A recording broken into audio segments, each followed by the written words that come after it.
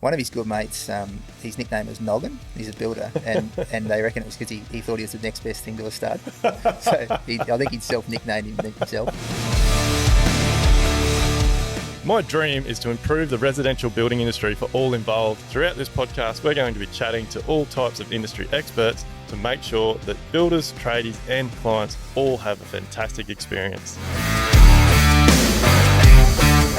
G'day guys, welcome back to another episode of Level Up. We're back in the shed today, and as usual, the whole purpose of this podcast is to level up the industry. So get builders and tradies running better businesses and get homeowners having a great experience. So got a pretty exciting guest here today because a couple of months ago he didn't think he'd be here any longer. So we got Brett from Saltash Homes. I've known Brett now for probably 18 months or so. Yep. Brett got involved with a builders breakfast group that I run here in Brisbane.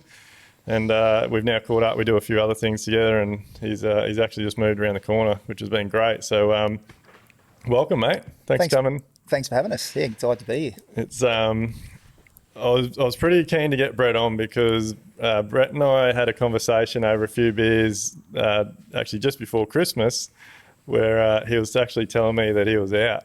He didn't want to, wasn't going to be a builder anymore. Yeah. It was. It wasn't that. I've always loved building, and I wasn't going to leave the industry completely. But I had this overwhelming feeling that it was just really hard to make a living and to earn enough to make enough out of it for our family for the risk and the reward that just didn't add up for me. And we tried for years. We've been going for nearly 7 years. We've always prided ourselves on putting clients first, but that a lot of the time meant us coming second, and some a lot of jobs got done a very good value when we were starting out. So and it's certain like I think a lot of us do jobs that the only person that makes money is the client when they sell it. And I just think we all just want to please everyone. Everyone wants to do a good job and the clients to be happy with them, but at the end of the day, if you can't make enough money to even keep your business running profitably and sustainably, it's not worth doing. But it's an important topic to talk about, I think, because I think like tradies are bad at it as well, but like builders, so many builders, I believe are trading insolvent, but you take the plunge, you become the builder, you're taking all the responsibility, liability for everything that happens on that site. And yet you end up in a position where you're earning the same or less than the contractors and the employees that you put in your business. Far less. Yeah, for years. And I always had this mentality that we're building the business, putting all the money into the business all the time. But it just got when we were starting out, we just didn't really know enough about the business side of it. I was a tradesman. I started when I was 16. You get into it because you want to do things with your hands. You want to build things. You don't, but the natural progression for a builder is to become a businessman, really. And it takes a lot of getting your head around that, or even just succumbing to the fact that that's the mentality you got to take. I think that's a big thing, because every single builder I talk to, mate, is the same. And we get into it because we love working with our hands, love being outdoors. And for me anyway, and I know a lot of other guys are the same, I can't stand sitting in the classroom or sitting in an office. Yep, I was the same at the start, and it's been a blessing moving out here a little bit further away from where we work, because it sort of forces me not to just duck to jobs. When we're over in Bayside, all our work's in the Bayside, I'd be never in the office, and it's so unproductive. What I've noticed since we've been out here and spending full days and multiple days in the office, I've got so much time. We put a lot of work in to getting the group on site really productive and to a stage where I was comfortable leaving them. But once that happened, it's just been an eye opener. So mate, tell us, because everyone's probably wondering, like what like it's a dramatic change, like going from literally 3 months ago having a conversation about you actually had a plan to wrap your work up over the next 18 months. That's right, and get out of it, and now to be in a position where you're like, let's just go. I'm excited about it again for the first time in years, and where it all came. It was a lot of things had to happen at once for that shift to change. But first, we've always been trying to work on things to make the business better, or to do things better, and we've always been trying to do that. But I've never really had the time to implement the stuff. And until the site stuff, and we got the right group of guys on site that are working really well, that I really feel comfortable leaving them there, and like they're actually excelling far more than when I micromanaged it. Like their jobs are going so much better. And I think that's just a builder's thing, isn't it? it Like is, builders yeah. just micromanage. But we've got so much responsibility. Yeah. Like, how do you let go of some of that stuff? Like, Yeah. I've only just outsourced waterproofing. I've done that myself. I didn't even let the guys do the waterproofing Yeah. in all our jobs. So now that we've got our waterproofing Gav that does a great job, and we trust, and I can see how professionally it works. Yeah. That's you can let go of some of that responsibility a little bit. But the change, it all sort of happened when I started looking into and understanding the numbers of the business, and it did start when I signed up to the Live Life Build Elevate, and um, how you guys had explained it so easy, and it was so well laid out. It made it really easy to understand. Like, I've tried to go through this with our accountants over the years, and Yeah. it still seemed too complicated, too hard. Yeah. But once and probably I think the important, sorry to cut you off there, but You're I think the important part of that, because I used to get in the same situation, and it used to overwhelm me, and then I'd dig my head in the sand and so you would don't want to know about it. yeah, go back down the rabbit hole. Yeah. And I think it's really important for builders and tradies to know, like, we're not taught to understand that. So don't feel bad if you don't. No. I think the thing is looking around and finding ways that explain it enough that you do understand it. Because once you understand your numbers, it It was just like a gives you light bulb. confidence. It was not like a light bulb. It was more like an old fluoro for me. It took a bit of flickering until it got going. But once I did, once you get your head around it, and it is like a certain. It just comes to a stage where you just go, I understand it, and my whole mentality's changed, and the way that every decision I make in the business now is just completely different. Whereas before, if we were behind and I felt like we were behind on a job, my mentality is just to work harder, just work Saturdays, work harder, work harder. Yeah. And it's like that quicksand analogy. You're just going backwards. It's that old thing, eh? Like you're so stuck in the business. Yep. It's like you got blinkers on. Like people are telling you should do this, you should do that, you need to do that, and like you say, you think that just working more hours is going to get more cash in the bank, and that's going to solve the issues. Yeah. But it's just a short, it's nearly a short-term band-aid, I suppose. It makes you feel like you're doing the right thing, but until you pare back, and when we went right back and went from the start, the whole thing just analysed what allowed us to do it a little bit was finally getting a few years of data on jobs that we've actually done, and knowing. Yeah. It was really hard to work this stuff out. You can do the business side of things, your fixed cost side of things, pretty much without actual data, but the project side of things was what really took a long time for me to get accurate feedback on. And I think it's another big part of it, like for all the young guys out there that are doing their trade or even possibly going through their builder's license at the moment. Like every builder I speak to, like, to be honest, if it had been harder to get our license, we probably wouldn't have got it. It was too easy. Or it would have taken a lot longer. But it is far too easy. Like when you consider, like knowing what I know now, like given how much responsibility and liability we have and the amount of finances we have to deal with, there really needs to be more in place to get before you're allowed to go out. Like you can basically get your builder's license and go out and sign $1 million contract. And I was just having this conversation with Dave, our supervisor today, and that's literally what the amount of responsibility that gets put on and some of these guys. Well, I was young when I started too. I must have only been about 25 or 26 when we started. Yeah.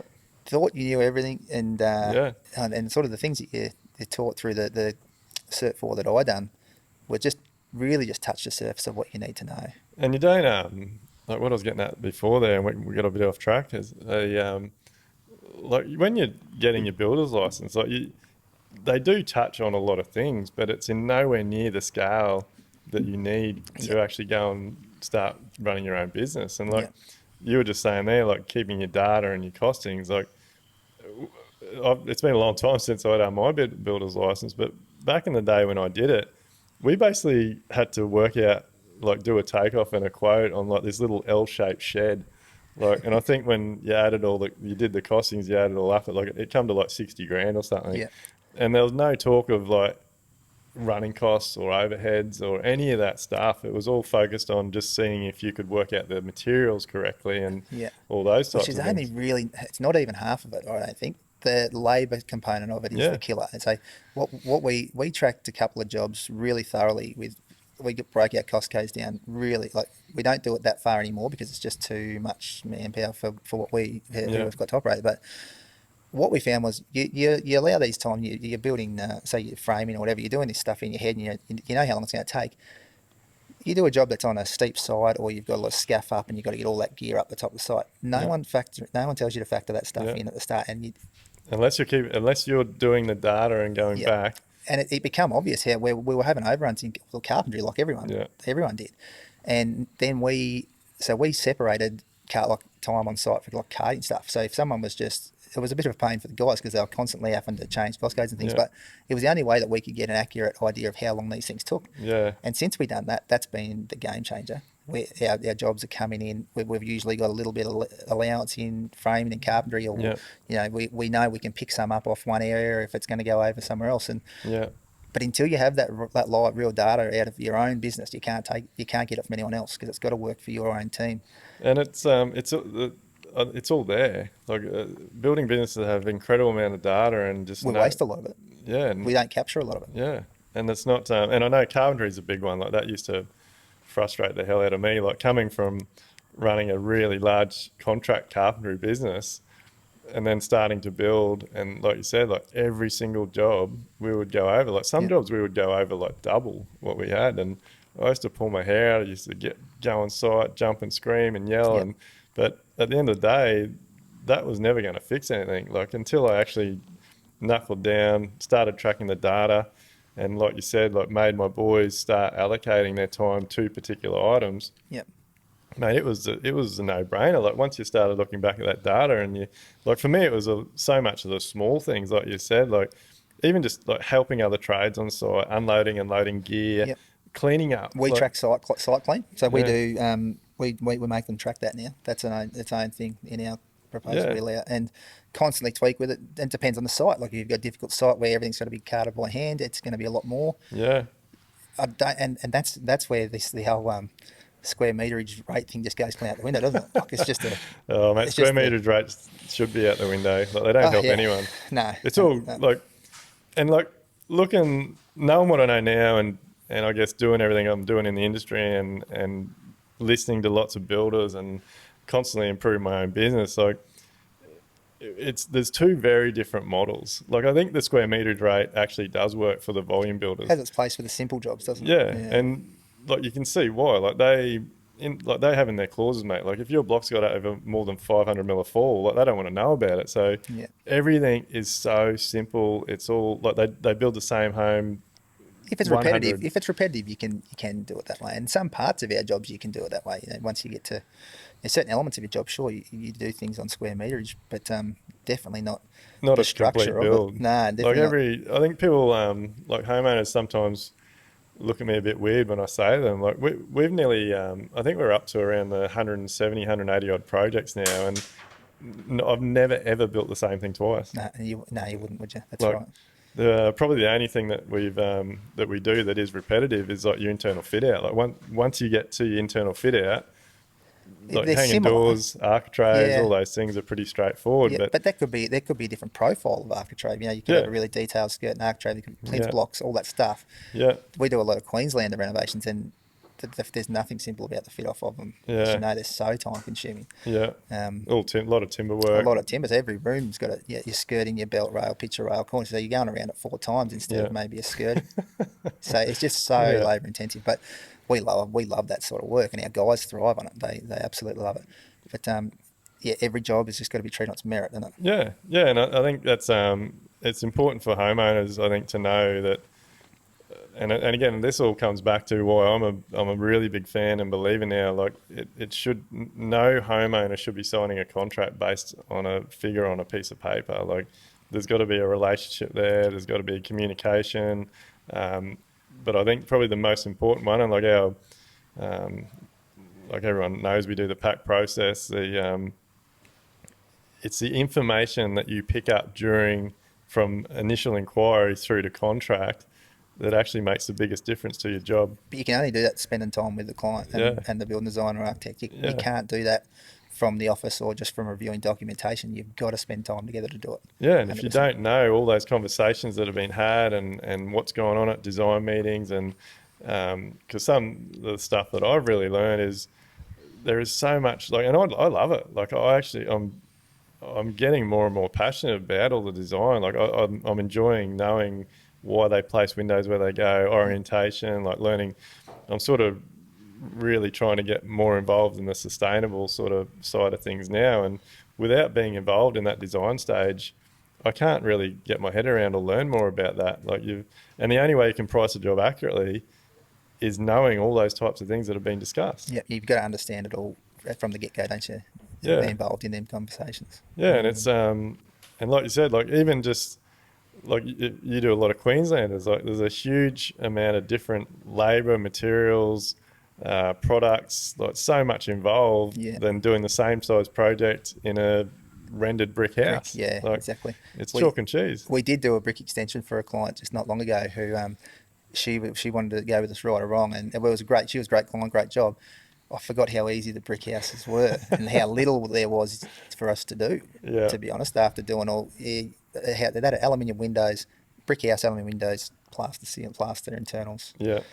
Simple, like so simple, and it was a breeze. And Set it was your really windows out for brickwork and you're done. Yeah, well, that's something our guys had never done. So I thought that was something that we used to do a lot in Tassie, a lot of brick houses in Tassie, and you'd set out for windows, for your windows with your bricks, and that was something they got to learn there. So I don't think a lot of people would even know that, mate. Like well, back when I did my time, and even now, like it's all face brickwork. But like you see these, like every house now is rendered brickwork. They don't give a shit about where the windows are placed out. So the poor brickies out there cutting bloody every second brick.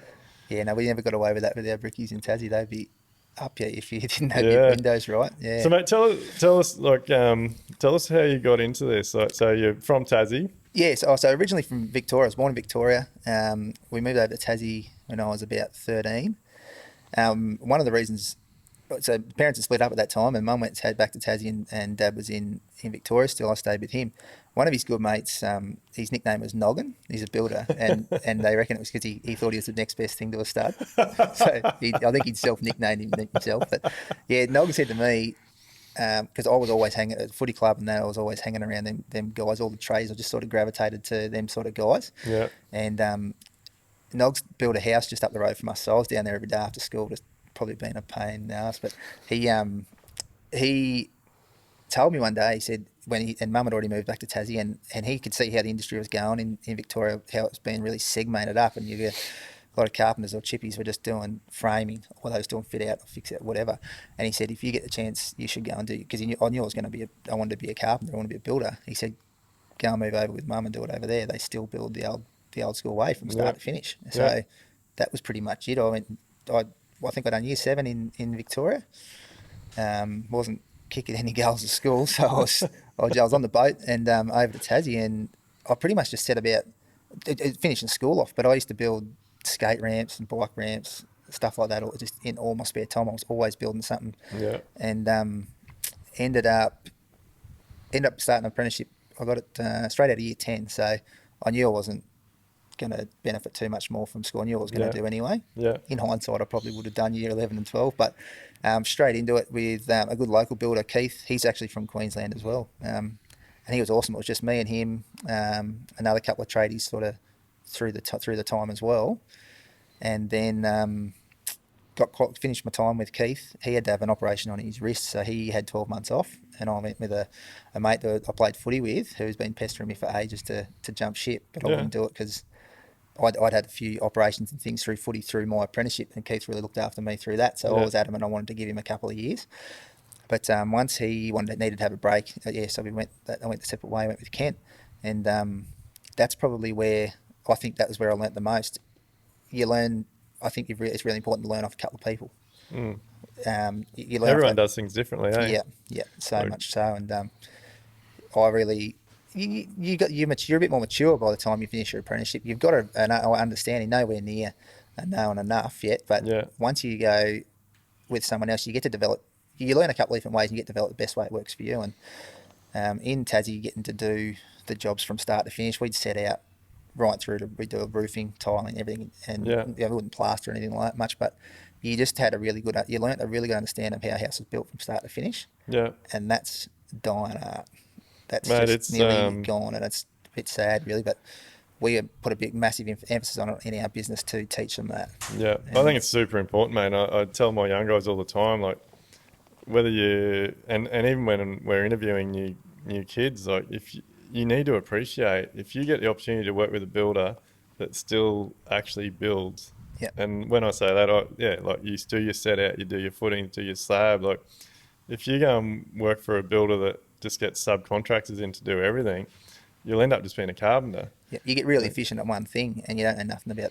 Yeah, I think it's really horrible. Effects. Look, obviously everything's driven by dollars and industry and things. Like, I do think it's a shame that most apprenticeships now, like carpentry, is broken up into framing, cladding. So you can get a carpenter that's done they're qualified carpenter, yet they've only ever done framing or they've only ever done fit outs. I think you can get the same qualification of truss plant. Yeah, yeah. So and even plastering, like, you get sheeters and setters. Yeah, and, that's like, something that was new to me in Queensland, actually. The hangers and setters being different crews, but so that just wouldn't fly.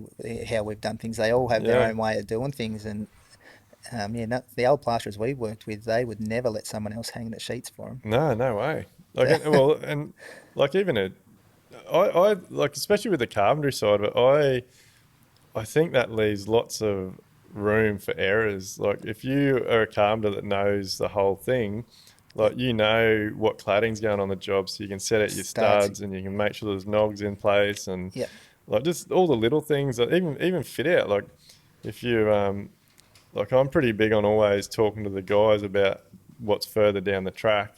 So, and like, getting them to read documents and things. Like, if you got a higher skirting or putting extra noggins in, or you got a thicker floor that's going to come up over your bottom plate, like, just all the old tricks of the trade that I'm really grateful that I was taught by an old timer. And I had three guys. Like, so I had an older guy and his brother, and they both did things very differently.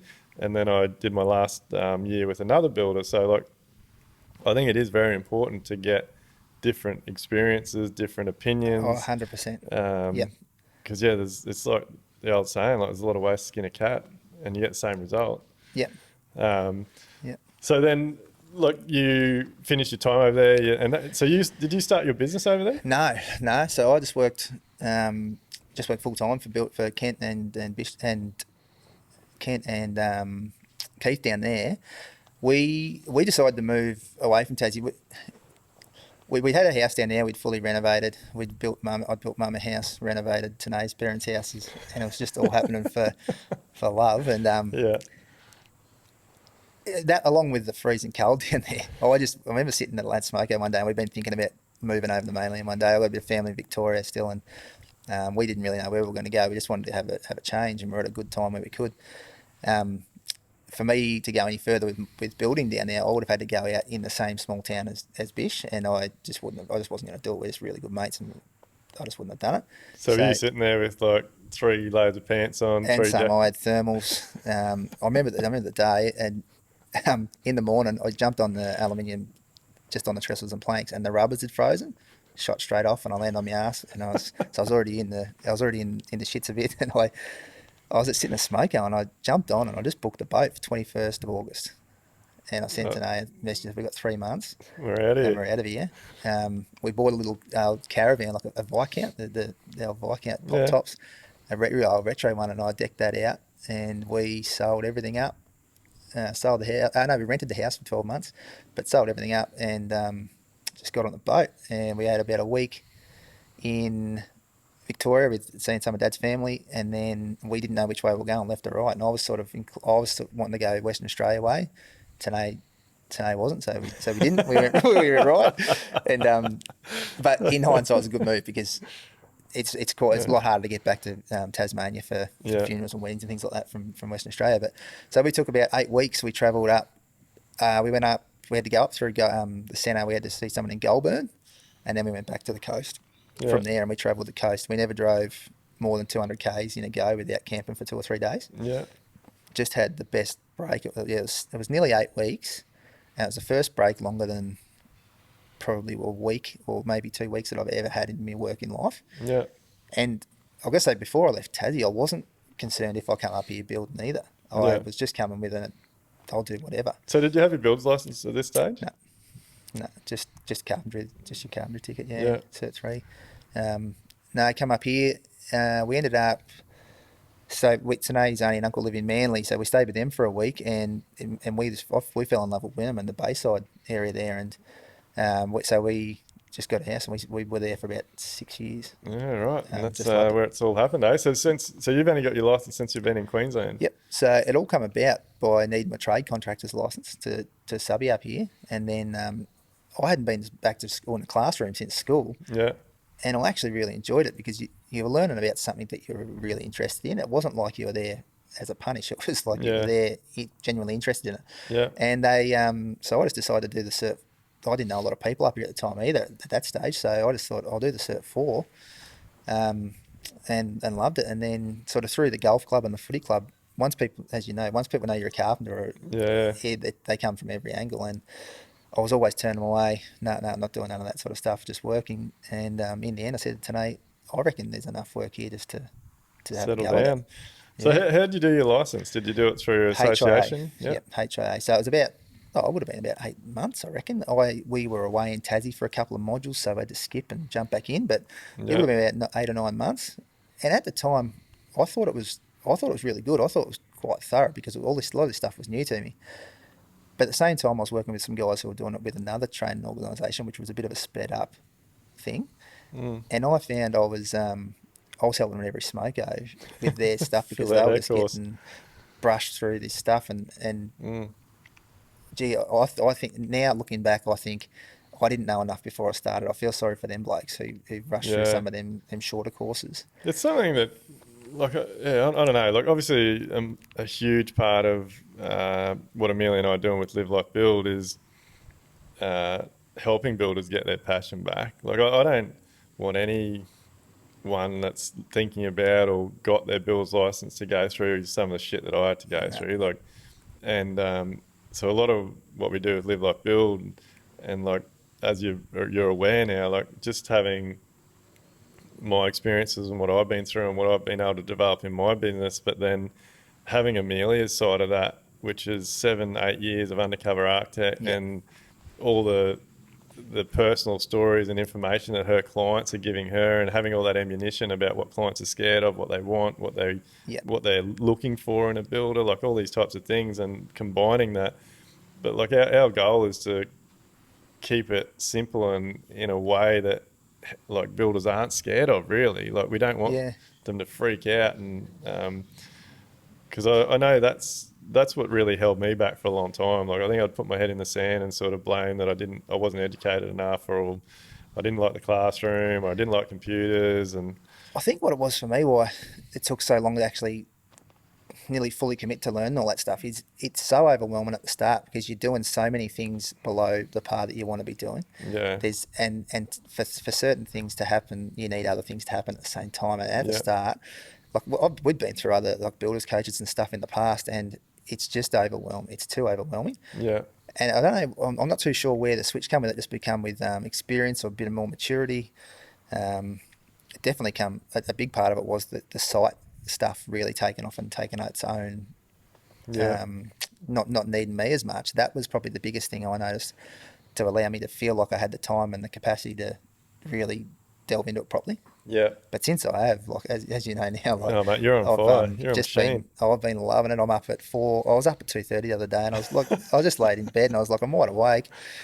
I'm gonna So go I and just went learn. and done a few modules of Elevate, and I was like, Yeah, but it just by doing that stuff in the morning, it puts me in the right mindset. It gets you in that business head mentality, yeah, opposed to just the tradie side of being a builder. I think the days of being a builder all day on site and running the business they're are gone, gone. mate. I don't know. I feel for the guys that do it. They must do some massive hours, and I know we done it for a long time. But It's a very big, like it's a that like that small, either like the builder on site with the trailer and the bag on, and you got a offsite or an apprentice, and you're still swinging the hammer all day and checking everything, doing everything yourself. Like the step from that to growing and having a good enough and a big enough team that allows you to step back and and just do a lead little them. bit of the admin side is like it's almost the biggest part to overcome because there's a lot involved. Like you've really got to have a great team that you can trust, Yep. because again, like your name's on everything. Um, my big thing there was, uh, again, I used to blame that I just wasn't educated enough to sit in the office and understand all that. Yep.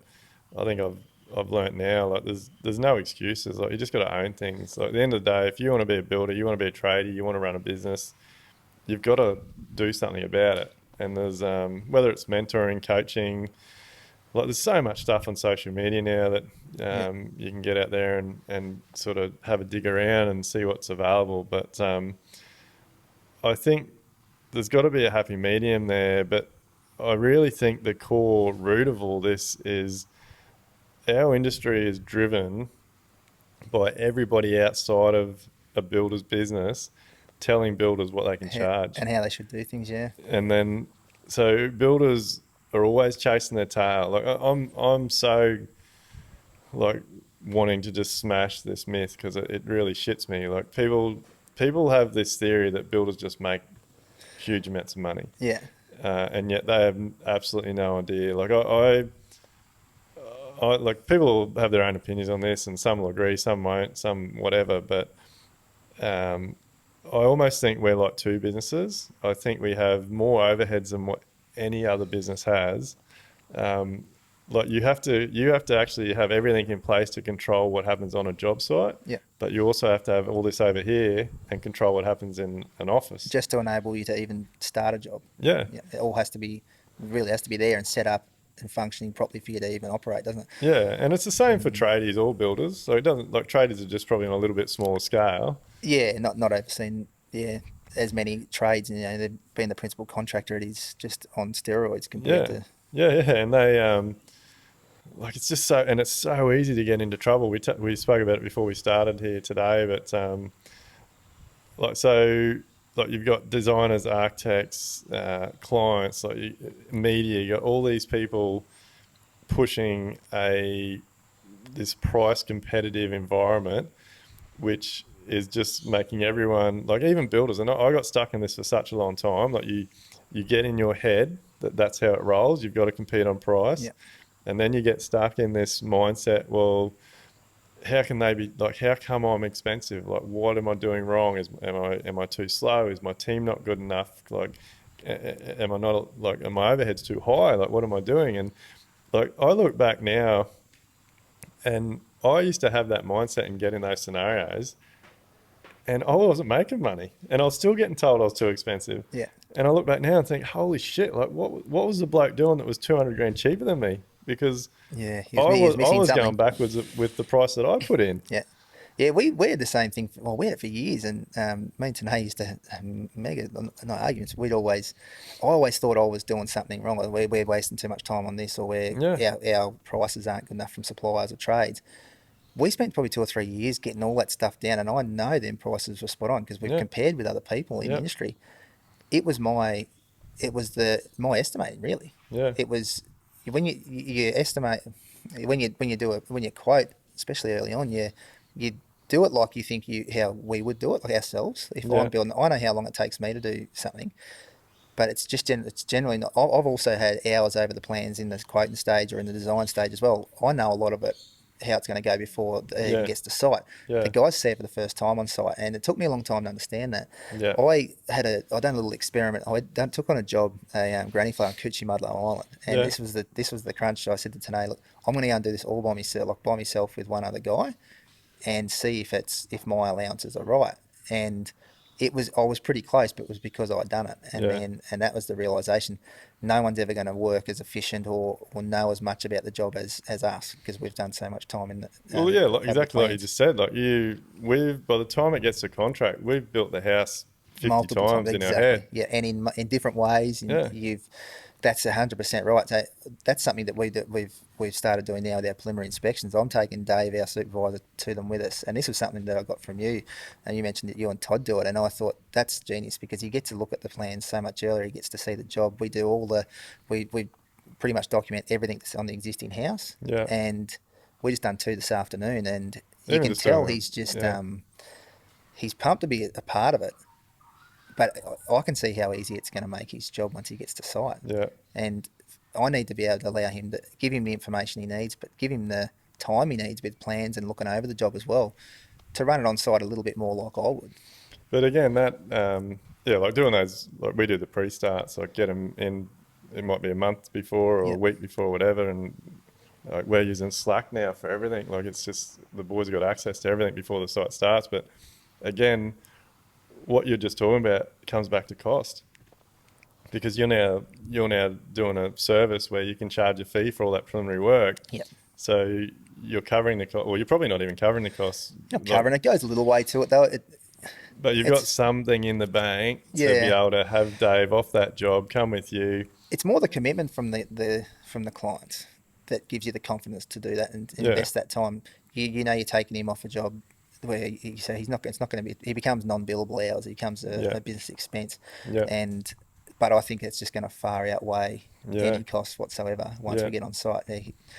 We do that for two. Well, we usually take an hour per job. They're on site for 6 to 9 months. Yeah. Go figure. It's going to save us a fortune. Yeah, So, man. It's just, and I like clients get such a better outcome. Like there's so much goes on for our industry that's just bagging builders out, and again, like I don't know, I have so many theories on it. Like I think the one that I keep going down the rabbit hole with is like people, like say a job's 500 grand, like even our contracts and stuff that we use, like throw this percentage around, like 10%. 10, Like if 15, nothing yeah. stated, 10%, or some of them are going up to now 15%. Yep. And like doing all the stuff in the industry now, surveys, studies, everything we've done, like I can sit here and honestly say to the world, whoever's watching, that the average family-run custom building business needs to have somewhere between 14 and 18%. A smaller business might even need as high as 22 or 24% Yep.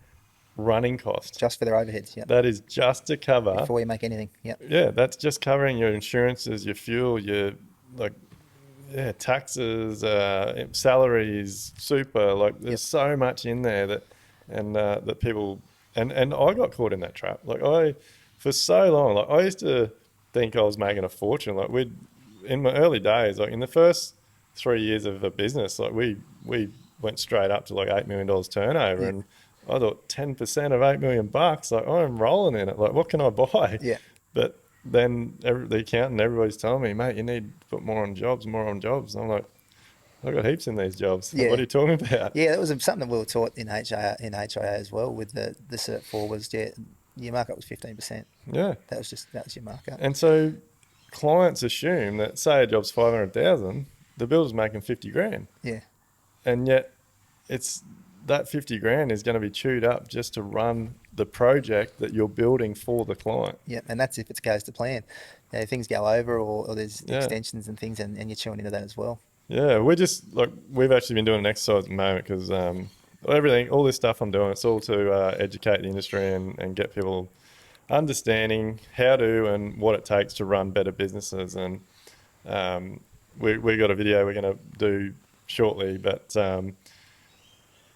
we've just done a full review of all their insurances. And look, I don't class myself as a big business. Like I would say we're an average type business, but for all of our public liabilities, our construction insurances, our work cover, insurance on our work vehicles.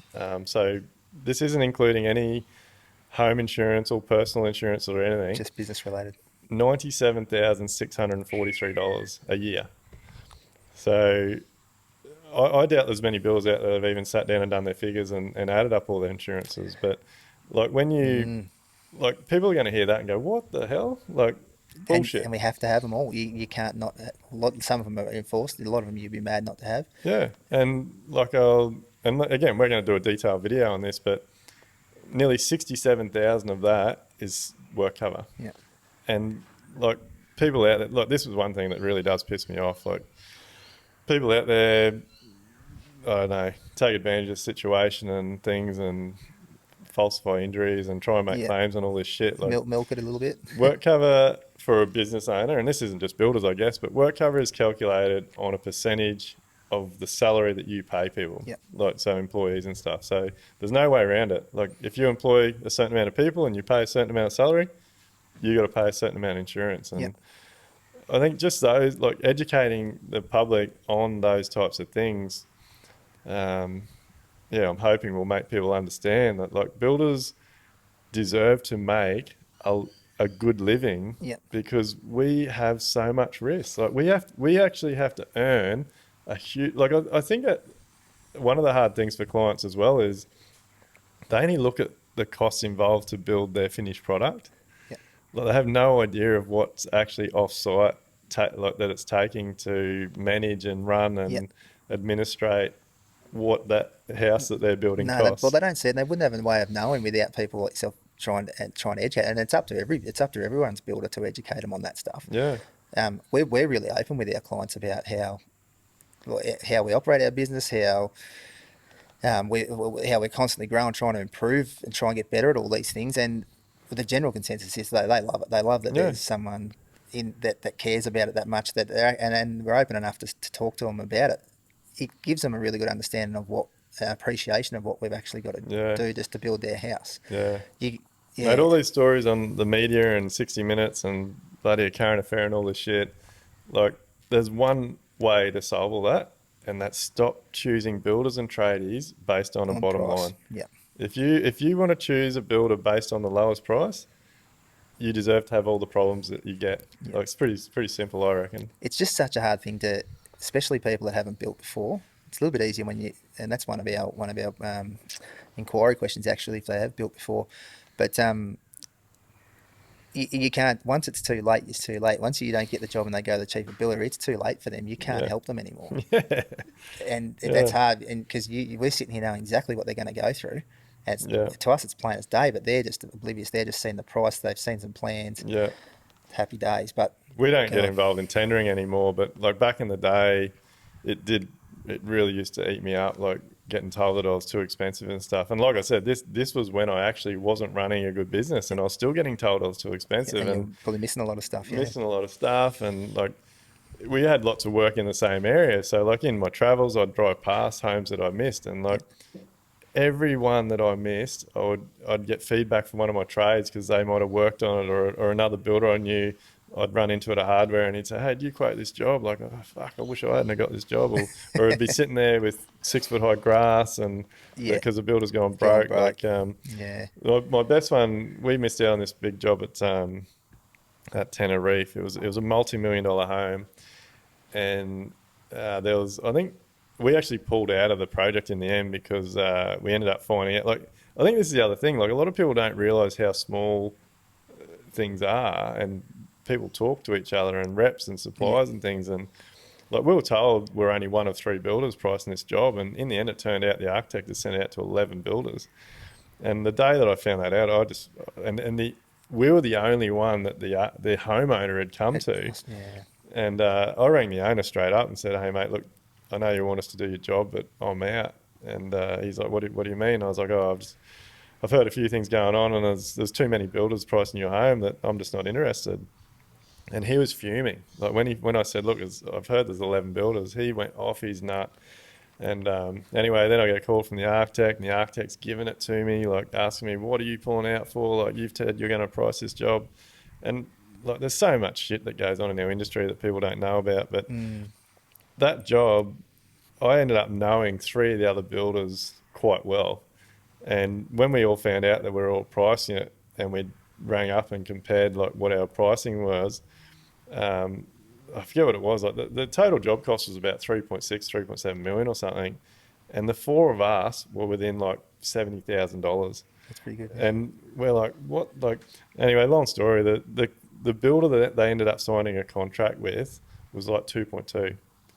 And it didn't matter how, like because I actually met the client through a client we'd previously done a job for. Yep. And I ended up ringing him up and just saying, "Look, I'm not crying because I missed out on the job or whatever, but I'd like you to warn such and such. Like, it's going to end in disaster. Like, there physically cannot be. Like, do you honestly think that I'm making $1.5 million out of that job?" And they couldn't have been covering materials. Well, long story, mate, but that job basically went through 4 builders.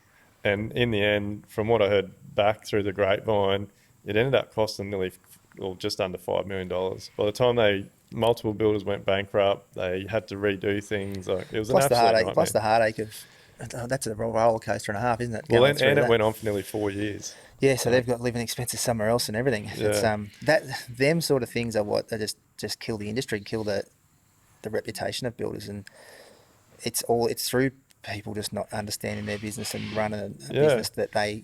But I guess we Yeah, can't, like the other side of this is, and what I've come to terms with is like we can't blame the architects, designers, and homeowners because no, if I would be the same, like if I was put in a situation where I put something out for 3 prices and one of them was higher or one of them was quite lower, like how are they to know yeah. Well, that's really what? the architect's job to compare apples with apples, isn't it? Yeah, They're the advocate for the client, but it is hard. The thing that frustrates me with that whole concept is how many people's time gets wasted. And we spoke about before. It's not just the builders. They're sending it to all their trades, their suppliers. They're all wasting money on it. yeah. Are Well, mate, wasting time and everyone's money on paying it. for it. Like, But that drives everyone's cost up. So yeah, if a supplier's spending however many $100,000 a year in pricing and tendering jobs that they're not winning, yeah, them people in that business, they've got to still be paid. yeah, So it's going to be reflected in costs that on flow through yeah, their business where they do make their money. So yeah. it's not just Well, you look at some of the bigger, like one of the hardwares that both you and I use, like they spend literally hundreds of thousands of dollars a year on people's wages, outsourcing, estimators, and yet I haven't actually checked with them recently, but like only a year or so ago, their conversion rate was only about 16 or I 18%. can remember you done a video on this. Yeah, I So was blown away with that. That's a lot of wasted effort, isn't it? yeah, it's huge, but that cost is built into everything that we're all buying. Yep. So like we're all paying for it in the long run. Yeah, it has to be for them to be sustainable, doesn't it? They have to recoup that cost. Yeah, like there's Yeah, just like you look. Hopefully, well, the Pac Process is definitely taking charge. It's getting a lot of notice, and we've obviously got a lot of advocates now for it. Builders using it, but more so the clients that have been through the process, and it's just been fantastic. They get good value for money. yep. They know what they're getting. There's no heartache. There's no current affair stories, and everyone knows what's going on. That's the problem with a bad story travels so much further than a good story, doesn't it? And like when you have a good client, we've lucky to get along with all of our clients. We have really good relationships for a long time afterwards, but you don't get many calls from a good client. Mate, You know, I look forward to the day that, and so I don't watch news media. I can't stand it. I run my own race. I keep my mind focused on what I need to focus on. But I would watch the news, mate, if I saw an ad or someone said to me, "Hey, tonight they've got this builder on there that has had a fantastic experience with his clients. Like the job's turned out perfect. It's finished on time. It was on budget." no, there's no, what is it? Look, there's no, what's the word I'm looking for? It's just not going to draw a crowd, is it? Like no Yeah, one, everyone wants to see chaos and so, mate, bad stories. It sucks. like to continue on this sort of topic, because we get a lot of people that are thinking about building or renovating that watch this or listen to this. So, like, what's 3 things that if you meet someone or you get a new inquiry or someone out there sitting on the fence, not quite sure if they want to do it, Yep. what's 3 things you would give them? The first thing would be, I'd probably don't just go straight to Google for your for you looking for a builder. You probably want to research it, and everyone knows people that have built. You want to probably, if you can try and find a builder through recommendations from friends that have had good experiences, I think that's the way to go. But the first step for us is, and we do our first meeting is really not much about the job at all. It's just I just want to meet them and find out Yeah. what they're like. And if I'm lucky, well, like we get along with a lot of our clients, but it's so important just to. I think I know it, and I think clients know it in the first meeting whether you're going to get along. Yeah. And that's probably the first thing. Find a builder that you're going to work with. If they're doing the Pac process, that's a bonus, but at least be doing some sort of preliminary agreement where you work through all the pre-construction documents together. That's in our business, that's been the biggest game changer. Get them involved as early as you can. Yeah, I would, and if you don't get them involved before a designer, at least before, around that first concept phase, before things get finalised. So if because we're big on having the clients' budgets disclosed to us, and we won't work with them unless they are honest with a budget, and then we take a lot of pride in making sure we can design something with the designer to that budget. Yeah. And if we can't be involved in that design phase, we can't change anything. We can't save them from Yeah. anything. So that's probably the first thing. Yeah, find a builder that you trust, and then work with him Yeah. instead of wasting time. Do your research in what you want as far as like design and what the sort of things you want. A lot of our designer loves a mood board, or we use like a Pinterest board, Yeah. and we really encourage the clients to put all their thoughts and things into that. And then at the first design meeting, we'll go through them and elaborate on what parts of these photos or whatever that they really are attracted to, and we design around that. Third thing, probably be patient with the process of pricing. We price our first preliminary design. We'll price that pretty thoroughly, Yeah. and then we make decisions from there once they've got some informed information about the design. Yeah. I feel Bit like more of a spec on yeah, we stuff. do our own scope of works that we sort of probably refine more and more as we get through the design layers. But be patient in that time. Put the effort into the design.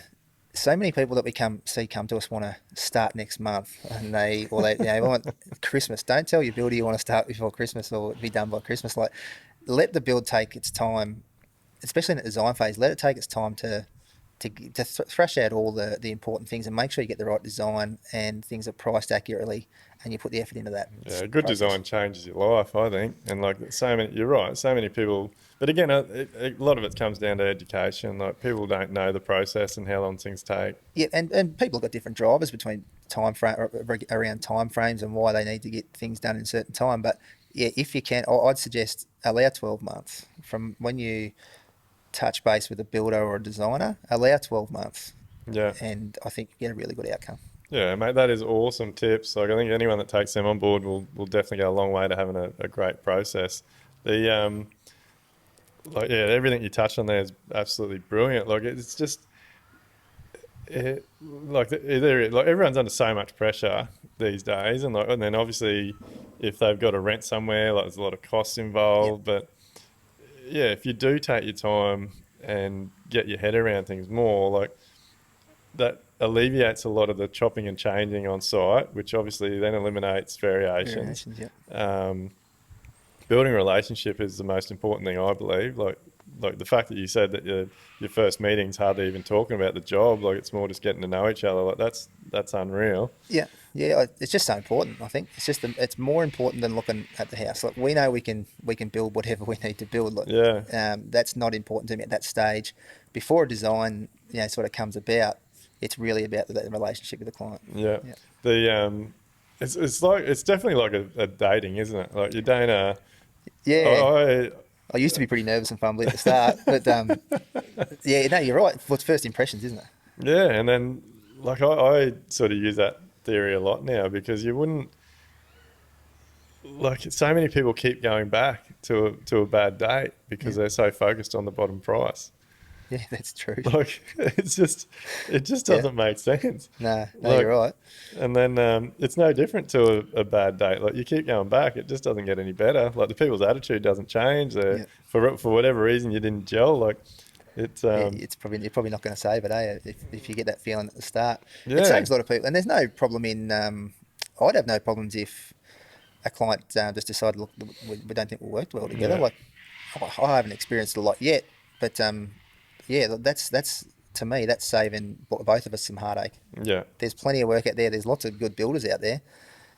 It's really important. It doesn't matter if you go through meet half a dozen.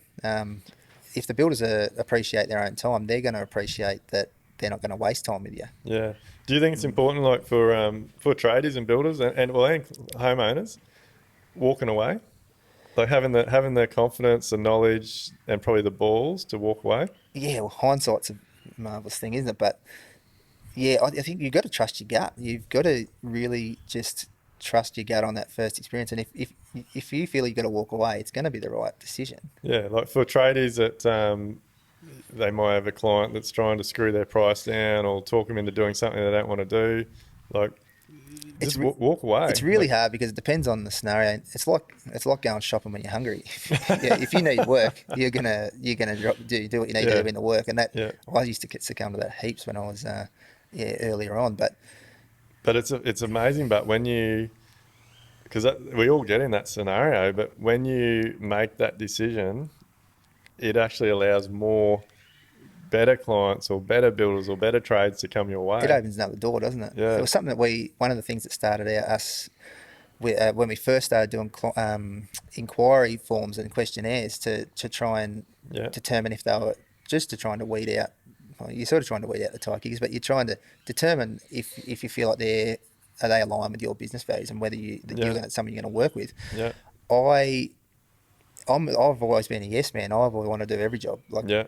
Mate, so, we're all the same. I think it's just it's built into us. so what we done was I never seen a questionnaire until Tanaid had read it, Yeah. and she'd make the decisions because she very not emotionally attached to it. Like she just thought of it as a business decision Yeah. because she doesn't deal with the clients as often. So yeah, that was one thing that we done. We let her Tanaid determine whether they were going to be a good fit for us before I Yeah. even heard about them, or she just So she's a passed them on. gatekeeper. She was, yeah, and that was a game changer. And after a while, I started to see I do it myself now, but I know so much more about Yeah. the types of clients we want, the type of jobs that we like doing, the areas. I set them parameters now myself, but I've got a very much more business head Yeah. focus than I did. But back then. it does open up other doors. I think for anyone that's listening, like tradies, don't be afraid to walk away from a client and builders that's trying to get you to do something, drop your price, whatever it may be. Don't get in a situation where like you're stuck and you have to take that job on because you need the cash flow or whatever. Like Yeah. I know it's a hard decision to make and it's a big call when you might be behind on your monthly bills or you haven't paid, like whatever the situation, but sometimes all it takes is to make that decision and it just opens a world of doors. Sometimes it takes a lot of weight off your shoulders. Yeah. Sometimes especially before we were charging for our Pac Process, that spending a lot of time for free for clients made you feel like you had to do the job because you invested in it. Yeah. But once you actually, like you said, once you decide, no, this isn't going to be for me. It's for whatever reason they're not listening. It's just not, you're not working well together. You cut that tie, and it's just like a weight comes off your shoulders, and you can move on to someone who is going to be a better fit for you. Yeah, and the frustration just keeps building. Like when you do keep investing that time, and then it gets to a point where you're not going to make money out of the job, you've underquoted, or the client's paying the ass. It just makes you more angry about the job, and that leads to poor quality and. But then you really are stuck though at that stage. Once you've signed the contract and you're doing the job, you are really stuck, and you've got to. Yeah, we've probably all been through them jobs where you just had to tough it out and get it done and move on. And for homeowners don't. I think there's a lot of builders out there that just say what needs to be said because they are running a shit show. They're not making money. They need the next job to hit the cash flow, and they're just telling the clients whatever they want to hear. Like, I think for the clients as well. Like, if your guts is, if you're concerned about anything or something's just not quite right, don't think that it's going to change once you've signed a contract. Like, well, 9 things out of 10, things escalate once you get on site. That's hits fever pitch. Then it's all happening. Yeah. Yeah. No, that's 100%. That's a great bit of advice. Yeah, So, if you need to walk away. Oh mate, we're kicking some goals here. Like, lots of good stuff here.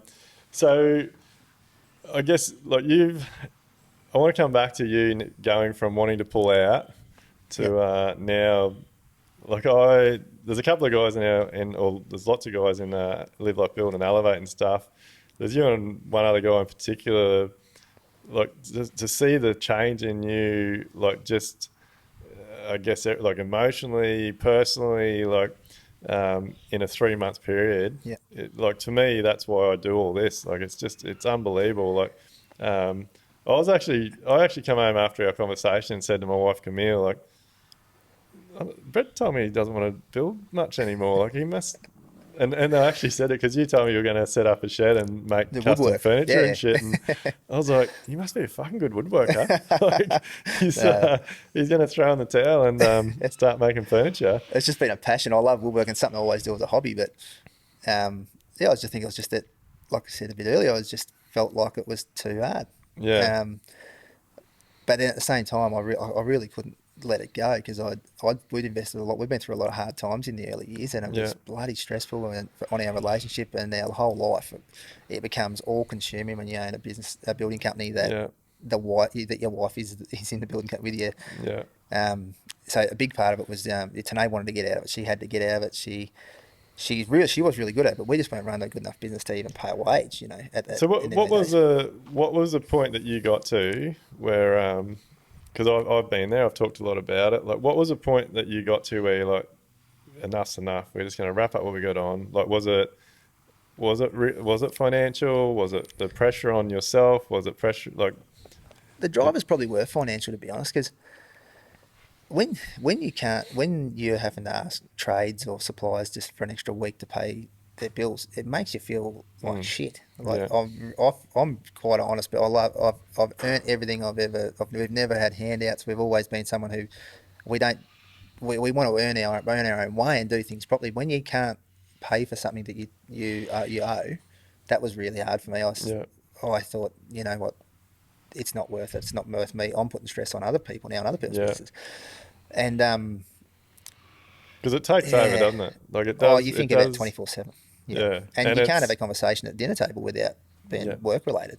Yeah, it's pretty toxic, really. And it's like it's just infectious, isn't it? So you just start this horrible ball rolling, and like I don't know if you got to a point where like no one around really knows what's happening. Like I definitely, like, it was a shock to me when you said it, because I'm like, this bloke's coming to the builders breakfast meetings, like he's nailing it, he's got jobs on, he's got a good team. Like I've got it, and I reckon not many people would know that I was that way, especially not clients and even our guys. Or a couple of our guys I would talk. I was pretty open with it because I want them to understand the troubles we're going through as well. But probably it was the financial side of one thing. That's probably the starting stress, but the toll it takes on your family and on your relationship was just not worth it. I just thought it wasn't worth it.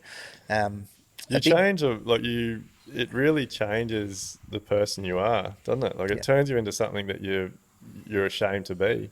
Yeah, you're not proud of how you're doing things. Yeah, and that's not what you set out in to start a business to feel like. You're meant to be kicking goals and pleasing people and doing well for yourself, having that flexibility in your life. Oh, man, I used to work, I don't know, you do 15, 16 hours a day. No worries. Like probably the biggest kick in the guts for me was just the passion. Like the passion just went.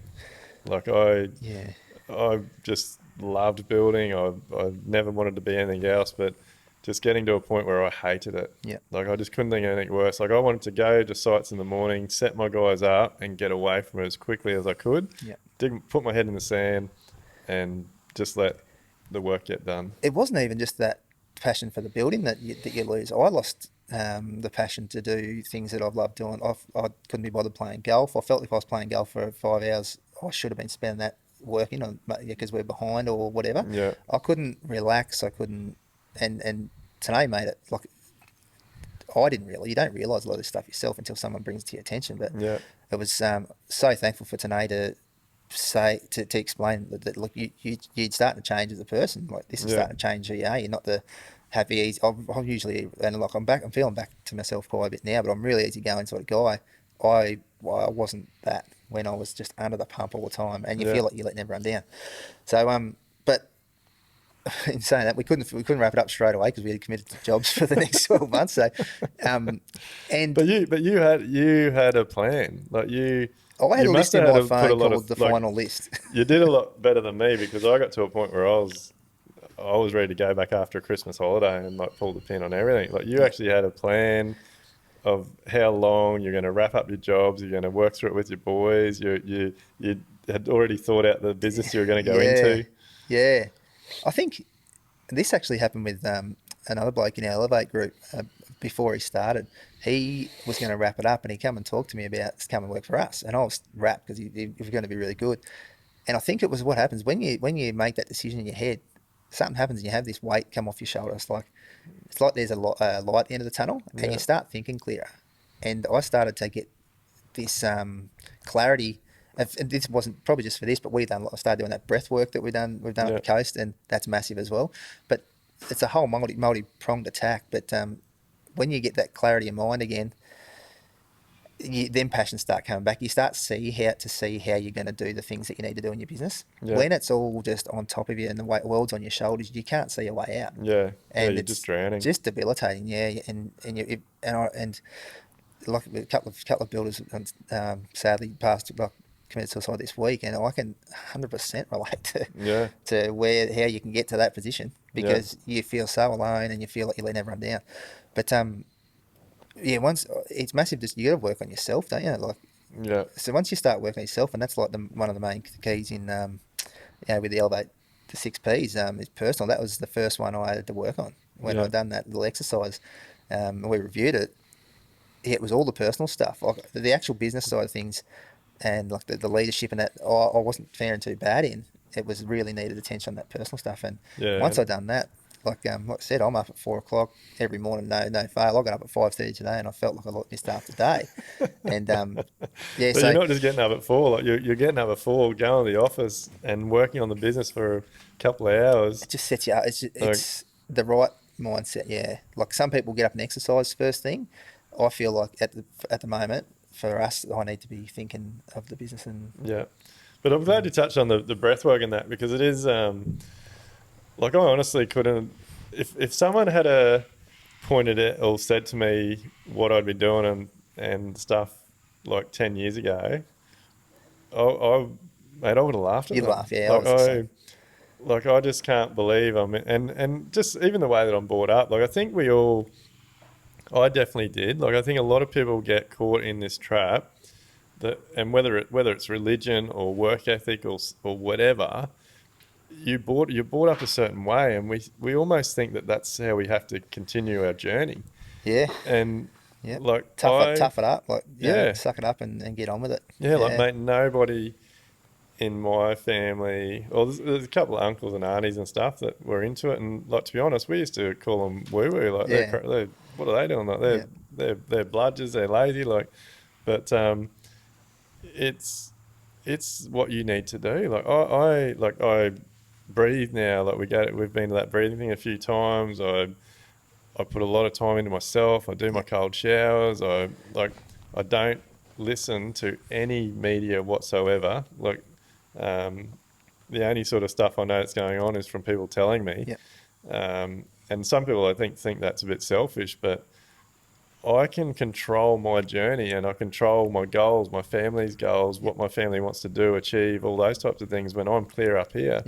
And this isn't getting fogged up by all the shit on the radio, the shit on the news, in the paper, the notifications on your phone. I challenge anyone who thinks it's the latest shit, this breath work, to try it. Oh, yeah. And I'm not sure what it was that actually made me just jump in and do it. I think Dean Ward, one of my mates, he was the first one that brought this cool to be conscious one up to me. I'd known about meditation and all that stuff for a while, and I'd tried meditation and I never stuck with it. I didn't really know if I was doing it right. You do guided meditations, all that sort of stuff. But this breath work, mate, it's such a simple thing, and you can do it anywhere. I do it every day, and I generally try and do it in the morning just to sort of set me up. But if you're in a shit day and you have a tough day, just 10 minutes of it completely just clears your mind, and you can think. I've said to you before how I used to have lots of lists and I felt like I had a really bad memory. I don't.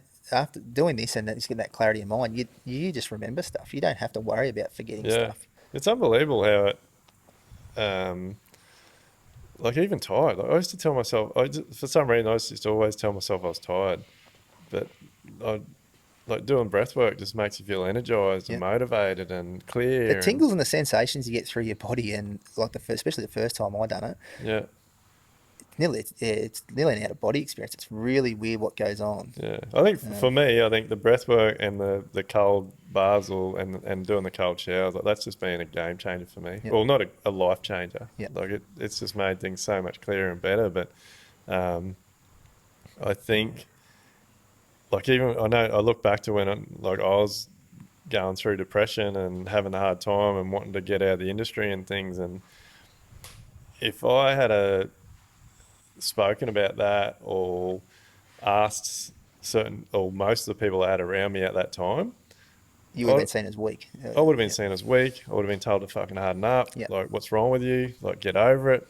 I actually remember reaching out to a few older builders over a few year period and basically just been like told to suck it up, mate. That's the industry. Deal with it. Yeah. Isn't that Like crazy? Like, and you only got to go back a couple of years. How long have we been doing the builders brekkies? 2 years. nearly 2 years, yeah. Like before then, you very rarely spoke business or strategy or anything like that with another builder. It just didn't happen. Yeah. You might be lucky enough to know a family friend or someone, but yeah, like that just didn't happen. But what happens at the builders brekkies is like, well, sometimes like 14 blokes, Yeah. all putting their heads together really, and Yeah. we're all trying to come up with better ways of doing things, different ways of doing things that work for some of us and not.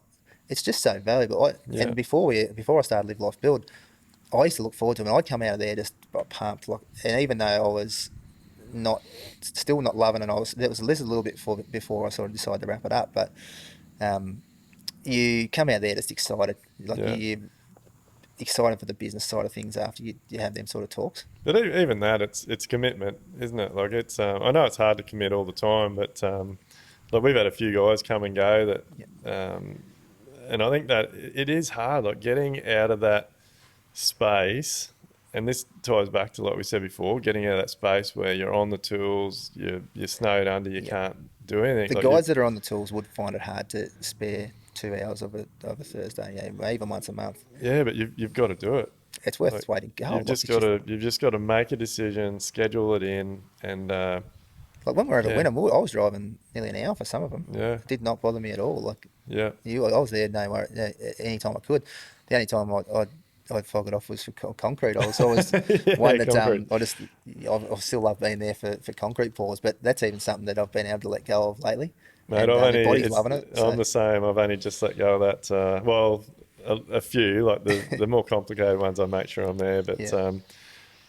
yeah, again, mate, I really appreciate you talking about everything you've spoken about. And I definitely think you'll encourage and help a lot of people that are listening and watching, whether they're homeowners, tradies, or builders, even suppliers and things. I think everyone across our whole industry, like it's not just builders that deal with this stuff. Like it's the Oh, clients we work for, it's the tradies that work for us, Yep. it's suppliers, and like you just touched on, there's actually been a few local guys that have committed suicide in the last few weeks. So I guess like the thing is, there's always someone out there to talk to. Hey, like you just got to put your hand up and reach out. And I think like another thing that I've become more open, like even that, like I remember back in the day, like if I had got a phone call from someone saying, oh look, I'm just having a bit of a hard day at the moment, struggling a little bit, like I probably didn't deal with it the right way because I didn't really understand or know or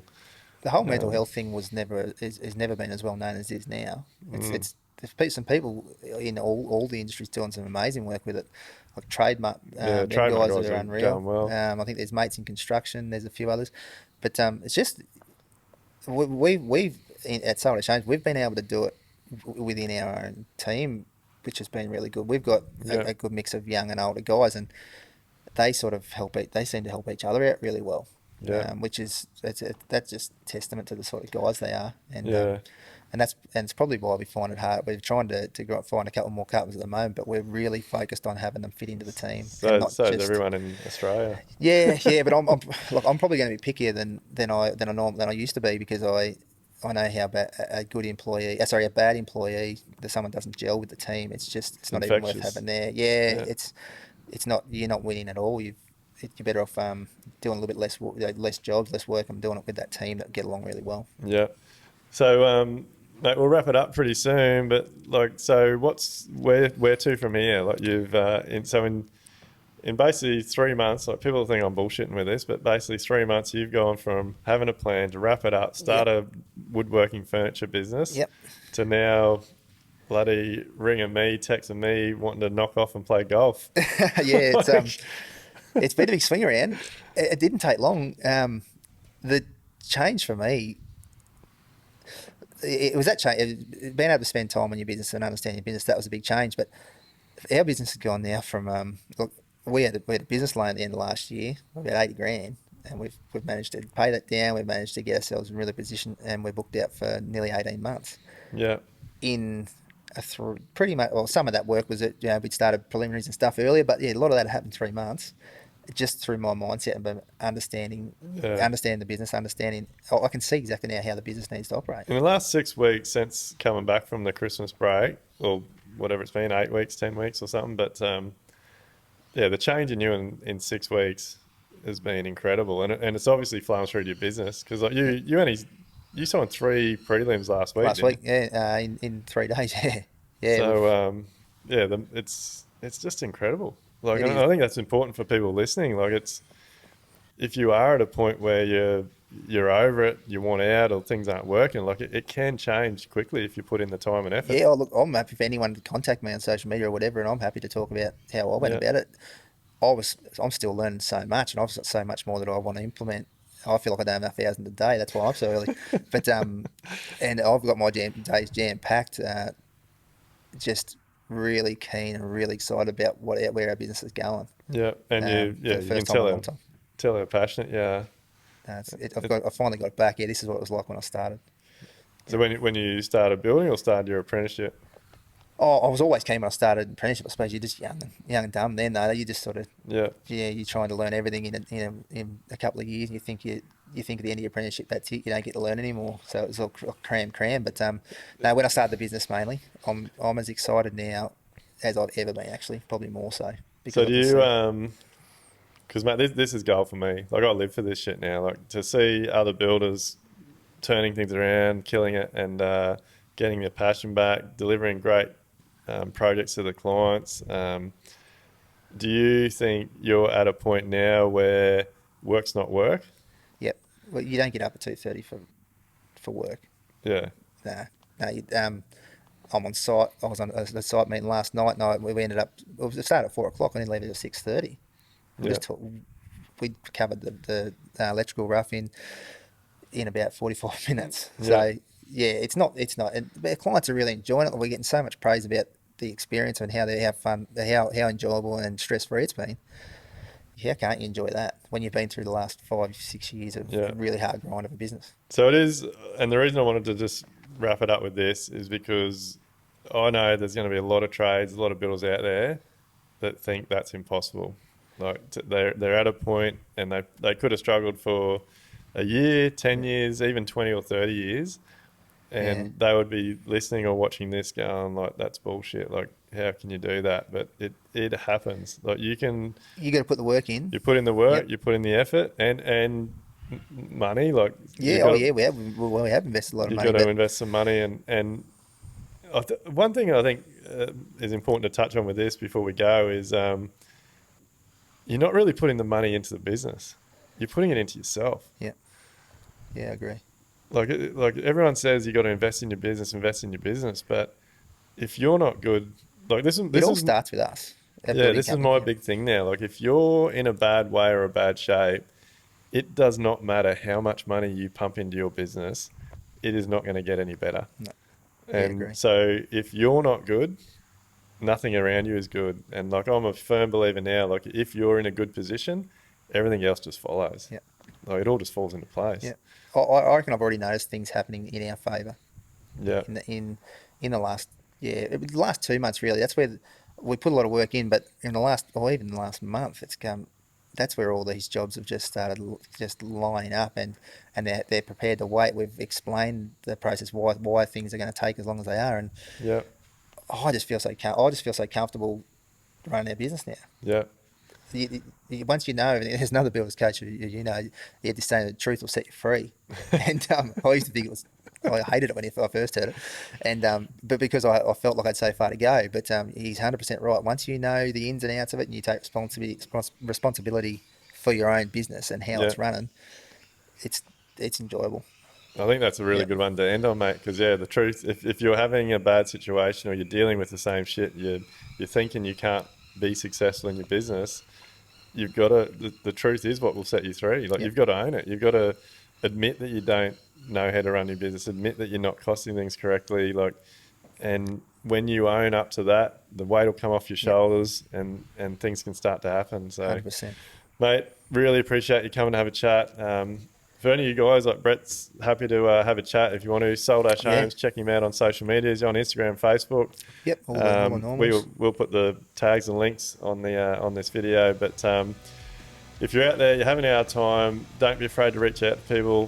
We are all in this together. It's a huge industry. It is a hard industry, but like we've just finished on, and like Brett said, you can turn things around as like very, very quickly and get things going again. So hope everyone's got some value out of this. Look forward to seeing you on the next episode of Level Up. Take it easy.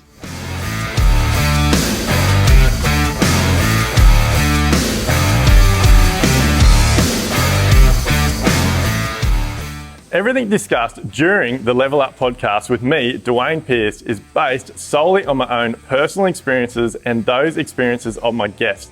The information, opinions, and recommendations presented in this podcast are for general information only, and any reliance on the information provided in this podcast is done at your own risk. We recommend that you obtain your own professional advice in respect to the topics discussed during this podcast.